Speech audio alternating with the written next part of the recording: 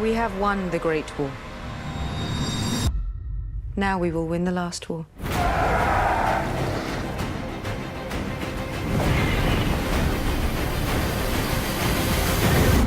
We'll rip her out root and stem.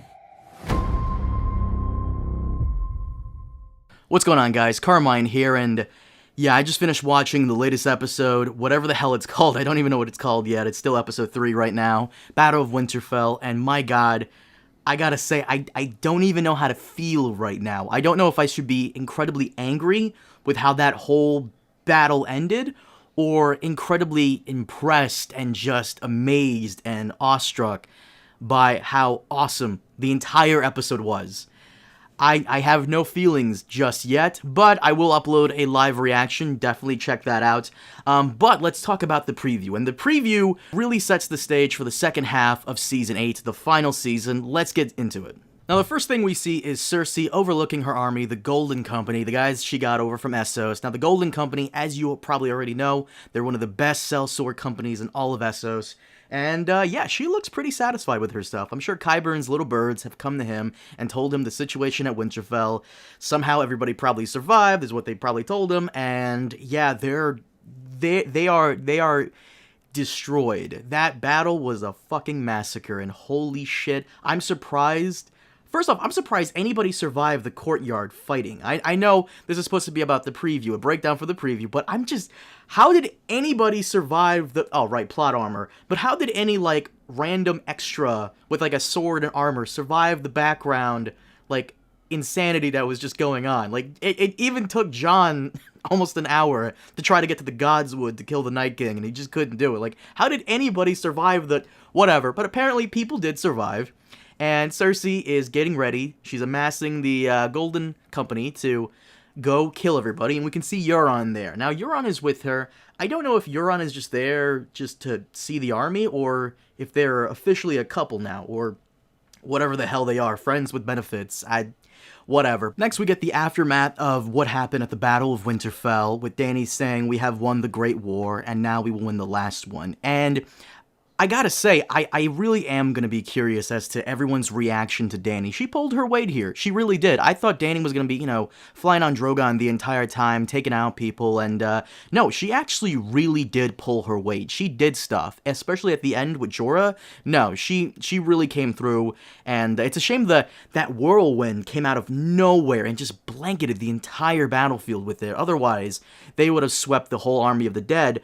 But I do like this whole, like, we will win the last one, because she truly believes that when she takes power and they remove Cersei, this is going to be the last war. She will bring eternal, everlasting peace, and I don't know. I really subscribe to the whole, well, at least in the books, that Dany is becoming kind of like her father, because there are hints that she is becoming a little insane, just a tad bit. She's, repeating things that her brother used to say and stuff like that, and the fact that she's more concerned, or was before this fight, with, succession and ruling and all that stuff. I mean, I don't know, I feel bad for Dany. People did rise up against her, mainly because she brought over the Dothraki with her, and how do you know, like, the Dothraki aren't going around from village to village messing people up? Because I'm sure Quono, who is one of her handlers, who is confirmed dead, by the way, in this battle, Quono, whatever, he's Dany's Dothraki general. I doubt if they were raping and pillaging people, I doubt he would go and tell her.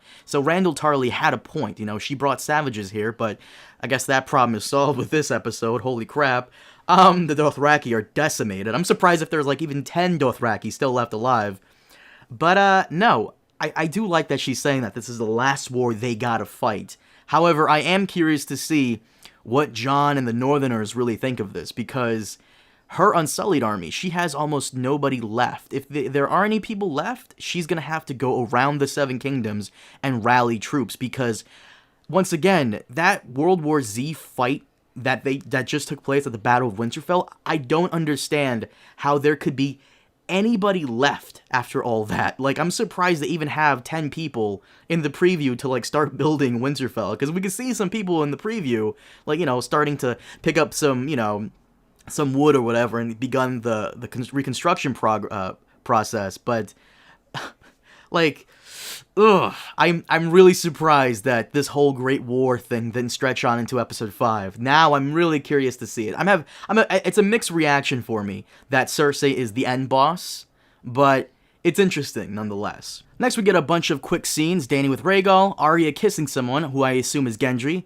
them lighting the funeral pyre for the fallen, Euron looking like he's gonna propose to Cersei, obligatory scene of Sansa looking really beautiful. You always gotta have that at least in 1 out of every 2 previews. Jon and Davos riding out, to which I assume they're going to be treating with Cersei, trying to get her to back down. And then we see here that Dany still has her naval forces. I'm going to assume that these might be Yara ships, because that Theon scene, we need her reaction on that. And then a close-up of her final villain for all of Game of Thrones. Now, having Cersei as the final villain, that is something I don't know if I'm too keen on, because it really just doesn't seem like the perfect fitting end for Thrones, as just having her as that final villain, especially with 3 episodes left. We're going to spend all of those 3 episodes fighting Cersei, or at least the next 2. I assume the last episode will be closing everything up. But I just don't know how I feel about that. I know how I feel about the Arya thing, which I won't get into in this video, which I'm pretty sure Preston Jacobs is banging his head against the friggin' wall, but we'll talk about that on the podcast, as well as my review tomorrow. Definitely check that out. Guys, thank you so much for watching. As always, leave your thoughts down below. Be sure to subscribe if you already haven't, and please hit that bell button. YouTube loves to not give you guys notifications of when I upload videos. Definitely hit that bell button. Follow me on Twitter so you can, catch me live tweeting the next episode, as well as connect with me on there. I always try and respond to everybody. Follow me on Facebook, Instagram, all that stuff. Thank you so much for watching, and I'll see you all next time. Have a good one.